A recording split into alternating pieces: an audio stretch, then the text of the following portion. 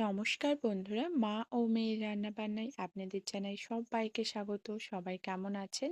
আশা করছি সবাই খুব ভালো আছেন। আজ আবারও অনেক দিন পর আপনাদের মাঝে একটা নতুন রেসিপি নিয়ে হাজির হলাম। আজকের রেসিপি কদবেল মাখা। এখন তো কদবেলের সিজন, তাই ভাবলাম কদবেল মাখার রেসিপিটা আমি কিভাবে বাড়িতে বানাই শেয়ার করি আপনাদের সঙ্গে। বেশ ভালো পাকা দেখে কদবেল নিয়েছি। দেখুন কদবেলের খোলা থেকে কি সুন্দর কদবেলটা একাই বেরিয়ে আসলো। আর কদবেলটা কিন্তু খুব সুন্দর পাকা, খুব সুন্দর একটা কদবেল পাকার গন্ধ বেরোচ্ছিল, বেশ ভালো লাগছিল। যাই হোক, এবার কদবেলটা মাখা করে নিই। প্রথমে কিন্তু কাঁচা লঙ্কা কুচি দিয়েছি আর দিয়েছি বিট লবণ, একটু গন্ধরাজ লেবুর পাতা দিচ্ছি, দিয়ে এবার মাখিয়ে নেব। পাতাটাকে একটু ছিঁড়ে দিচ্ছি আর দেব এখানে একটু কাসুন্দি। কাসুন্দিটা কিন্তু এই কদবেল মাখার স্বাদটাকে অনেকটা বাড়িয়ে তুলবে। কাসুন্দি দিয়ে মাখিয়ে নেব। আমার চ্যানেলে নতুন বন্ধু হয়ে থাকলে চ্যানেলটি সাবস্ক্রাইব করে আমার পাশে থাকার অনুরোধ রইল।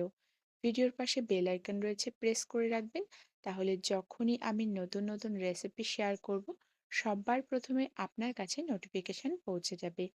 আমি এখানে মিষ্টির জন্য কিন্তু আখের গুড় দিয়েছি। আপনারা চাইলে চিনি অবশ্যই দিতে পারেন, তবে চিনিটা কিন্তু আমাদের স্বাস্থ্যের পক্ষে একদমই ভালো নয়, তাই আমি আখের গুড় ব্যবহার করলাম।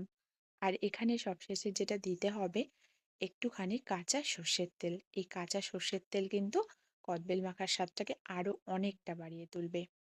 কাঁচা সর্ষের তেলটাকেও কদবেলের সঙ্গে বেশ ভালো করে মাখিয়ে নিচ্ছি আর দেব একটুখানি চাট মশলা, দিয়ে এবার সার্ভ করে নেব। আমি তো কদবেল মাখা খেতে খুব ভালোবাসি। আপনারা কে কে আমার মতন কদবেল মাখা খেতে ভালোবাসেন অবশ্যই কমেন্টে জানাবেন। স্কুল টিফিনে কিন্তু আমরা অনেকেই কদবেল মাখা এইভাবে খেয়েছি।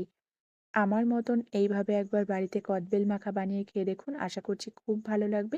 কদবেলের খোলার মধ্যেই আমি সার্ভ করে নিলাম। আজকের রেসিপি এই পর্যন্ত, পরবর্তী রেসিপিতে দেখা হচ্ছে।